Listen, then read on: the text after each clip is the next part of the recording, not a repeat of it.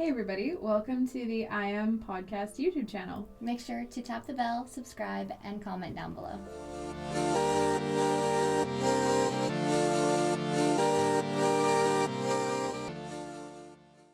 Welcome back to the I Am Podcast. We have a very special guest. Sarah, please introduce yourself. I'm Sarah. I'm a nurse, and I work at Anova Fertility in Toronto, and I lead the third-party team. So cool. And Sarah is the best at what she does. It's incredible. She's my favorite. Oh, so how did you get into what you do? Tell us how you got to where you are. Well, when I was going through nursing school, really the only type of nursing that I was exposed to was like hospital nursing and long-term care, and I knew I did not like that at all, but I didn't really know that there was anything else out there for me.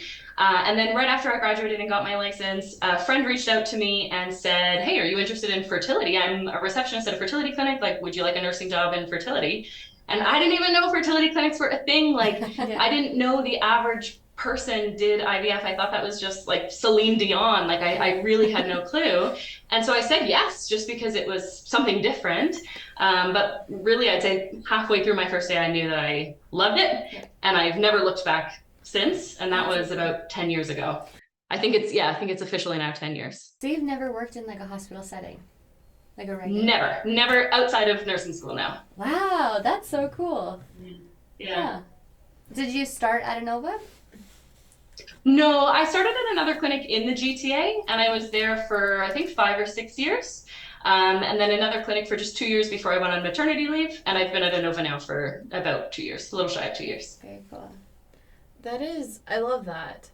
Sometimes it's so funny how when you talk to people who like work in third party and infertility, they like how they got here is always always so intriguing to me because the answers are just so wild and all over the place. Well, it just kind of fell into your lap. That's pretty cool. It did, yeah. Actually, I often get the anniversary Facebook post of me saying, like, I graduated school, and then the comment underneath was, hey, you want to work at a fertility clinic? And seriously? And I kind of replied, yes, I'm calling you now. So, yeah, it was really just put into my lap. That is so cool. What is your favorite part of your job? I love my job, so it's kind of hard to limit to just one. I've only been part of like the third party team for a little over a year now. And that's been a game changer for me. Like I thought I loved my job until I joined third party, and now it's like a whole new world. Like I'm happier than ever. But I think something that I'm so aware of with the third party is like it's so nice. It's such a privilege to be such a huge part of somebody's like journey. Like I might see 30 patients in a day, you know, a few different egg donors, a few different surrogates, lots of intended parents. And like, I know for me, it's just, you know, 10 minutes here, 10 minutes there, 10 minutes there. But for these donors and these intended parents, like that's like their whole day. Like they've been maybe even waiting months to have this call or to get this news from me. So like it's such a huge responsibility, but it's also such a huge privilege. And like I'm aware of it every day. And it's just so nice to be able to kind of lead someone through such an important journey, whether that be through like a donor through her first donation cycle or like an intended parent who's just kind of starting out and then having them graduate, you know, with a pregnant surrogate a few months later. It's just such a huge privilege. So I'd say that's probably my favorite part. So before you were doing the third party stuff, what was your role in like at Anova and then the clinics you were at before? Like were you in the OR or what were you doing? No, psychomonitoring nursing and usually specifically IVF. Yeah. So I would just be taking like women or hetero couples through their IVF cycles. Right. Which was great. It was really rewarding too, but third party stuff is just so different and there's so many different dynamics too. It's something I actually had a conversation. I was lucky enough this week. I think I have like 7 surrogates who are stepping in to help a family. And one of the conversations we had was about the differences between helping a hetero couple versus helping a same-sex gay couple and how the dynamics of that can be different and shift. And I don't want to say the pros and cons to both, but kind of like just the different style of relationships that you tend to see in a same-sex couple versus the different style of relationships you see in a hetero couple. And it was really interesting. It's so... Yeah. Sometimes when you get a chance to like sit back and kind of reflect, like it's so beautiful, the ways we get to help and the different kind of relationships that come out of all of this. Yeah. I've noticed it's also different too in like how a couple might come to us as the third party team. Like, for example, like a hetero couple might come to us for egg donation after they've had several failed IVF cycles, and it's kind of like the next step in an otherwise really long journey for them, and it's kind of like it's discouraging for them. Either they're not necessarily happy to be looking into this option, whereas then you've got a same-sex couple who've been planning and preparing for this for months or years, and they're so excited and they're so happy. So I find like it's even just so different. The way I kind of like approach them to start the journey is just so different too. Yeah, by the time a hetero couple gets to you, they're beat down. Like, it's so different.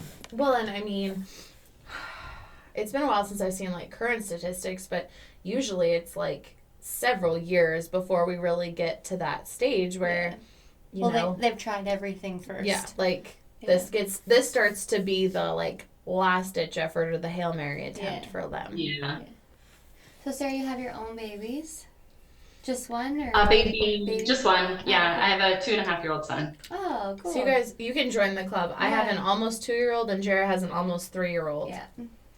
Oh, okay. How do you guys sleep at night? I don't. Trip didn't sleep through the night till he was 2, but he's been like he's pretty good now. He sleeps pretty good.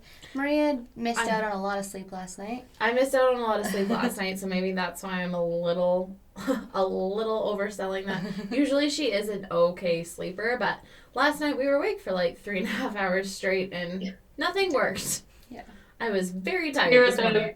Here at the party right now, my friend has her 4-month-old baby, and she said, "Oh my God, she slept through the night last night." And I was like, "Oh, that's gonna change." Yeah. Like, okay, you can do it. I didn't say it, but I was thinking it. Yeah. When Trip was like 8 weeks old, he started sleeping through the night, and I thought, this is easy. Like, wow, this is incredible. Like, how easy. Then we got to the 4-month sleep regression, and he never slept through the night again. That was very similar. It was truly terrible. And until I had gotten the chance to sleep a whole night, I didn't realize how, like, right your brain is. Like, sleep deprivation, that's why they use it as punishment. Like, that is a real thing. I know. Oh, it's brutal. I know, yeah. Nothing humbles you quite like the 4-month sleep regression. Like, I really thought I was doing well up until then. Literally, yeah. Like, 8 weeks, I was like, oh, this is easy. Like, who couldn't have a baby? Come on. Yeah, me. I couldn't have had a baby. Good Lord. Oh, no. It was, like... Oh, it was brutal. Yeah, no. We were not the same people after the 4-month sleep regression. And then when he started sleep, I remember the first, like, week that he slept solid through the night every night. I was like, wow, I am a new person. Like, you just never felt so refreshed in your life. Yeah. Oh, it's crazy. And I think the crappy thing about the 4-month sleep regression, to go on a small tangent, is by that time, like, you're not cool anymore. You don't have a newborn. You, like, everyone's like, oh, yep, it's just her with a baby. Like, no one is, like, thinking of you in the same way as, like, that fresh postpartum mom.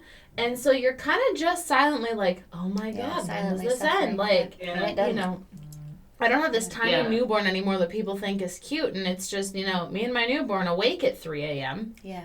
Except it's not a newborn, it's a 4-month-old, and you're just really tired. Yeah. Yeah, the visitors with the casseroles have stopped coming. There are no casseroles anymore, and we're very tired. Yeah. So, Sarah, did you grow up in the GTA? Yep. Yeah, cool. Yeah, in Mississauga, which is like not far. 20 minutes outside of Toronto. Cool. And are you still in like the Mississauga area? Like, are you commuting to work? Yeah. Oh my so God. It's to our main location in North York. It's if I commute with the train, it's about an hour each way, which is like my only complaint about the job is the commute. But it's really not too bad. It's time to read or scroll TikTok. Yeah. It's like a nice little mental health break. I mean, I guess, like, that'd be so different, too. If you're not driving, like, you just get to sit there and chill. Yeah, that'd be all right. That'd be, like... I'd hop on a train every day. You know what? That's a world Jared and I would, like, know nothing about, because we drive. My first time on a train was my screening appointment in Toronto. Randy booked me the train from the airport to to downtown. And I got on the train, and everyone just looks like they know what they're doing. And here's little country bumpkin Jared. I'm like, where the hell are we going? Okay. Like, there's all these people. And it was so cool. I took so many pictures of the train, and looking back, I'm like, okay, like, tourist much, but I thought it was so cool. Yeah, that's my everyday. So it stopped being fun and exciting, I would say, by the second day. Yeah. Is it expensive to, like, travel like that? It adds up for sure. Yeah, like twice a day it adds up. Yeah. Yeah, because it's like what, like $10 or something? It was, I think, $11. I use a card. I just kind of tap a card, a pass, but I think it's like maybe $6 for the train and then $3 for the subway. So like $9 each way. Right. Oh wow. Yeah. That would add about up. cheaper than parking. Well, yeah, cheaper than parking. Yeah, it is. Yeah. And then it takes the same amount of time in the traffic, so you may as well just kind of zone out and sleep on the train. Yeah. Do you actually sleep on the train? Like, do you relax enough to sleep? I would never sleep on the train. No, I'd be way too scared to sleep on the train. I was gonna... But you could. One could. Yeah, if you were tough and mean. I don't think I could be tough enough or mean enough to sleep on the train. Oh, I was gonna say, Jara, I didn't realize that you had also been a donor. Yeah. I had no clue, and I was surprised by it several times now, right? Yeah, I think I saw on Instagram you had just done was it your third time last year? In January, I did my third. Oh, okay. And Maria, you have also been a donor? Yeah, I've done 3 cycles now, but we've done a few sets of my embryos now have been adopted. So there's like been kind of the ripple effect. So I actually haven't done a cycle since like right before COVID. I guess it was fall of 2019. And so I haven't done a cycle since then, but there's been a lot of like babies and recently born babies and people going to transfer with my embryos, even though I haven't done a cycle in like 4 years now. But wow, the itch is definitely starting to creep back in. So I'm gonna guess now that I'm like not pregnant and nursing and like feel like I've kind of got my body back, the itch is starting to creep in. So I'm gonna guess in the next while I'll do a cycle for myself. So you might even see me through your doors. That would be amazing. Well, and did you both, were you already working with Anu or with an agency at the time that you donated the first time? Or is that how you were introduced to Anu, was as a donor? That's how I was introduced, but Maria's mom works. Yeah, my mom is Karen. Like on the internet. Your mom is Karen? Yeah, my mom is Karen. We'll just blow your mind with a few things. We're in her today. basement right now. Yeah, exactly. You're in Karen's house right now. So she had started with Anu. Well, she's almost been 10 years with Anu. And she started, and then probably I was still in college, and then after college I worked at a psych hospital. That was what I did after my university education. And so I took my time thinking about it, and I did my donation, and then basically when I started we had 6 donors, and that included myself. And so Lorraine had kind of come to me, and I had some friends decide to donate, and she's like, I'd really like to see this program flourish and, take off. Would you be interested? And so I was like, yeah, sure. Like, I would love to.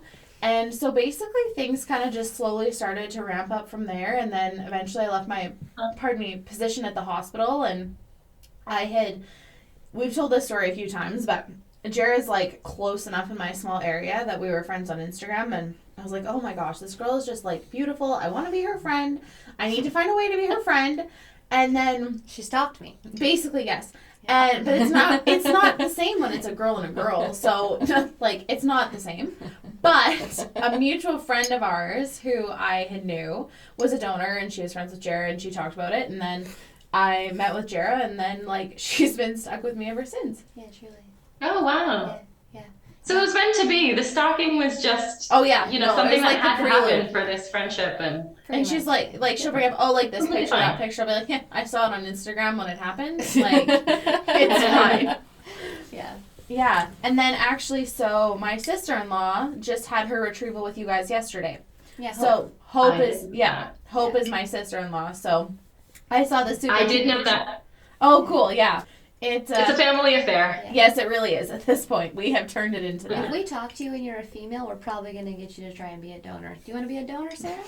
Basically. You know, I would have loved to be a donor. I considered it back in the day. I'm too old now, but I did consider it back in the day. But alas, my AMH just didn't cut it. Oh. And that was even like 10 years ago. So by now, definitely not. Really? Yeah, but I really wanted to. I didn't know it was a thing. Like I don't know how people kind of stumble upon the idea. Like I didn't know it was an option to donate your eggs. Really, I'd never thought about it.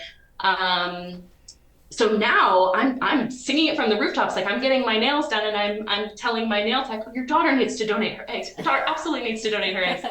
But I would have loved to. It just didn't work out. I do think that one day I will be a surrogate, though. Do you? Yeah, that'd be beautiful. Yeah. Mark my words. I'll be coming to you as a surrogate in that would be maybe like 8 to 10 years. Yeah. You know what? We would absolutely love that. Yeah. Do you think you would like have a couple kind of picked out at the clinic already, or how do you think you would pick your couple? No. I think that I would probably join an agency. I don't think I would want to work for a couple with Anova. It might be just a bit too, I don't even know that they would allow it, actually, now that I think about it. So no, I think I would probably want to do something different. Branch outside to a different agency, different clinic, just, I don't know, I guess just eventually find a couple through the agency that I match with. But, like, we have so many amazing couples. Like, I think about it all the time, like, how amazing would it be to help this couple? But I just think right now it's not the time for me. Yeah, you need sleep before you do that. Yeah. I need to sleep through the night for like at least 5 consecutive years. I think that's a great policy to put in place. Good luck. Yeah. we can hope for you. Yeah.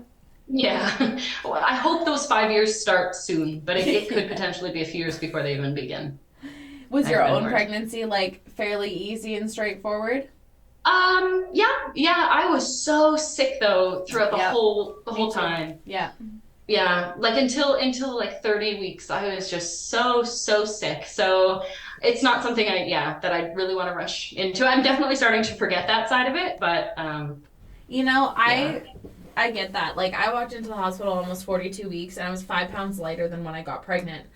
And people were like, oh, you'll forget you'll want to have another one right away. And I'm like, you know what, I still remember the things and the things that don't taste right. And all the times I had to run to the bathroom and puke. Like, it is starting to fade. I will give the people that. But we're, like, literally 2 years out. And I'm still, like, just starting to, like, oh, like that. Was it really as bad as it was? And then I'm like, oh, yeah. It really was as bad as you think it was. Like, don't kid yourself, girlfriend. Yeah. Right. Like, yeah. Did you work for me? Were you at Anova when you were pregnant then? Like, no. No. I came to Anova fresh off of maternity leave. Oh, okay, cool. So how did you like settle into the daycare and working routine? Because you're full time, right? I am full time, yeah. It was surprisingly easy. It was not too bad, and I work from home 1 day a week too, so nice. it was kind of nice. Like on the day that I work from home, I could go pick them up like exactly when I was done. Mm-hmm. But no, it works out. It works out pretty well, and the hours at Anova are good too. I'm usually kind of like a 7 to 3, and then my partner's a 9 to 5. So he might drop our son off at 9, and then I pick him up at 3:30, 3:45. So it's not been that pretty bad. smooth. I can't complain. Not super full days for him either. Usually. No. Yeah. Exactly. What does your partner do, Sarah? And he's an engineer. Oh, very cool. How did you meet? At a Halloween party. And I was dressed as Cupid, so it was fitting. Nice. What was he dressed as? Yeah.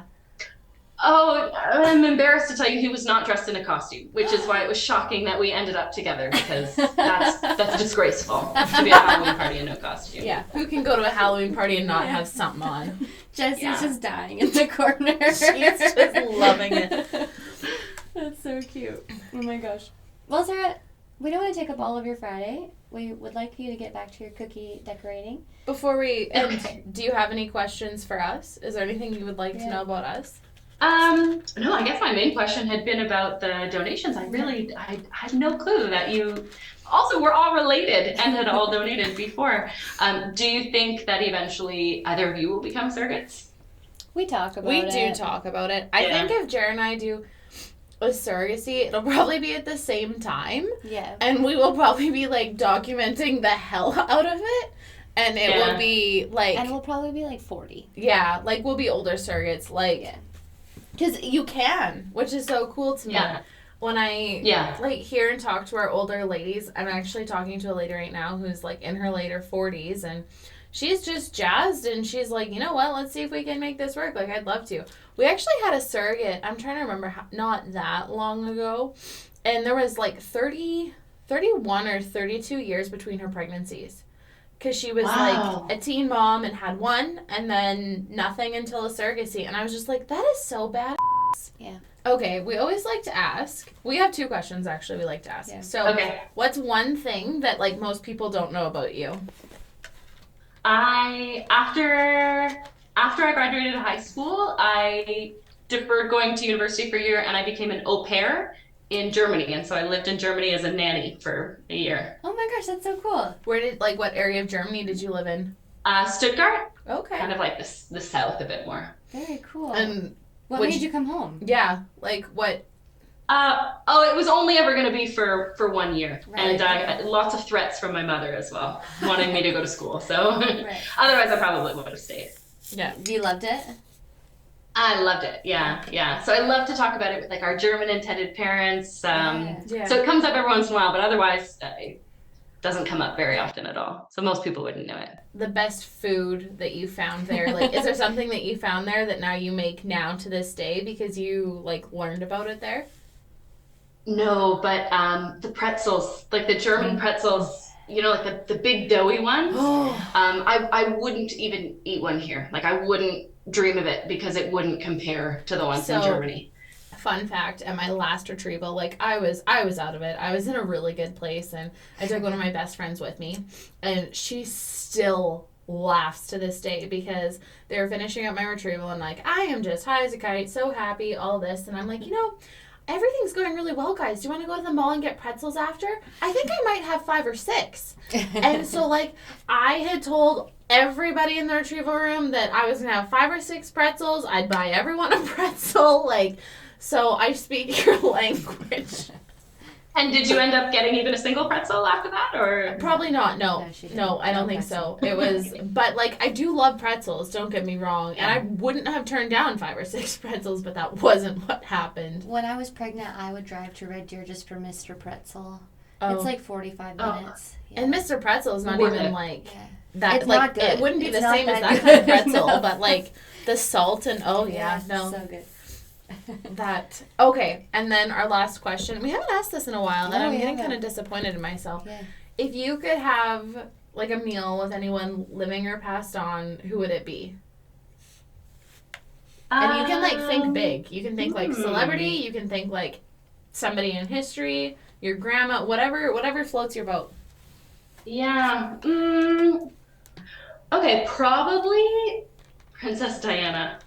I love that. Great answer. I love Princess Diana so much. Princess Diana is my Roman Empire. You know, like, I think about her all the time. Everything about. Can you see my? Oh, my yeah. ring? You know what's funny? I noticed that earlier. It's Princess Diana basically, but with an emerald. I love Princess Diana. So probably Princess Diana. Okay, real question now that we know you're a Princess Diana girl. All of this stuff with Kate Middleton. Yeah. Like, what's your take? Oh, that was quite a time, eh? Like, I feel like not since the Titanic submersible has, like, everyone in the world been so united. I'm such a Kate Middleton fan that I didn't want to get myself involved in any of the conspiracy theories. I just said to myself, give her time and space to heal from her surgery. I mean, I said this as I watched all the TikToks that were talking about the conspiracy theories, but I didn't participate in them. But yeah, I wish her the best. I wish her well. Like, Yeah. I just think it's so sad. She must have been so attacked in that time. Like I heard that somebody was trying to even break in and access her medical records. Oh my god. Great. Which is terrible. I told Maria, I'm like, before the cancer diagnosis came out and like she was like beaten into saying what was happening, I said to Maria, I'm like, I think she's dead. I think she's dead, and they're just faking it. They just put somebody that looked like her out on the street. Because you know what? The royal family doesn't grocery shop, okay? That was staged. I thought that they did. I thought that like Will and Kate especially were like very down to earth, and I remember seeing pictures of Kate taking the kids trick-or-treating one year. Like I thought that was kind of their thing, was that they were like average Joes. Yeah, normal people. Yeah. Well, and then when it turned out she wasn't dead, I was like, oh, okay, well, maybe not. I was just worried. I'm like, oh my gosh, is this going to be like some kind of Princess Diana situation all over again? Okay. What happened to Princess Diana? I you know what? I can't fall down those rabbit holes. I think it was just a tragic accident. Yeah, you think so? I just can't allow myself to think otherwise. I think I'll ask her when I right. have dinner with her, I guess. Yes, perfect. Thank you. Also, can we just say, why would people get on that submarine? You know, thank you for bringing that up. Like, Oh, good. I was hoping we'd come back to that. Yeah. why? I just, you know, I love people, and I'm a people person, but like, you know, if that was my uncle or my grandpa, or like, I'd be like, what are you doing? Like, this is not safe. That is when you have more money than brains. Yeah, but still, I'd be like, you know, maybe we should pump the brakes. Let the first one go, see what happens, and you can catch the next one. Yeah, no. Like, you couldn't have paid me all the money they had to get in that tin can. It wasn't even Same. I was obsessed with that whole situation. Like I lost sleep over it all just because it was too much. And were you guys getting like Apple alerts on your phone saying like only 12 hours of oxygen left in the tank? And you're like, what the hell?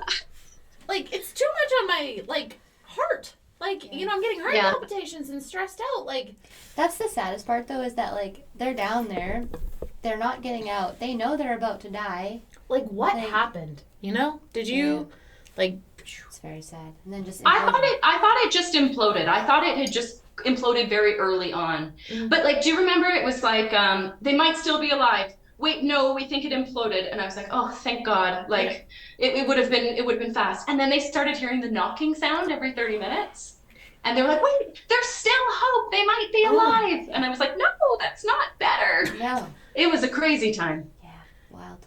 You know, I'm starting to think being a hermit's not all that bad. Yeah. Okay, I have a question for you, Sarah. Okay. You're having dinner with Princess Diana. Who cooked the meal? Oh, yes. Like, what are you having? Or is it a pretzel? No, it's not a pretzel. Diana's too classy for you know who's cooking the meal is my partner's mother, like my mother-in-law. Oh. And it's Greek food. Ooh. Yeah. And like what would that be? Like Greek salad? Can I sit at the table next to you? Like I want to invade. You are also both invited. Thank you. Yeah, they're Greek. Like my partner grew up in Greece until he was like 13, I think. So it would be like probably lamb and like a lemony potato. Usually like some sort of rice, and then Greek salad, lots of olives, lots of feta cheese. Oh yeah. That is the best way to have a Greek salad, is like mostly just make it feta cheese. It's cheese, like the salty cheese. And personally for me, no olives, but I mean, you can live your life. That's fine. You know, as long as you're not raining on our parade. Yeah, I'll just pick them out. It's okay. But okay, well, Sarah, it's Good Friday, and we want you to spend the time with your little baby, so we will let you go. All right.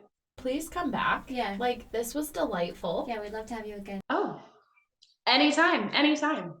Thanks so much for having me.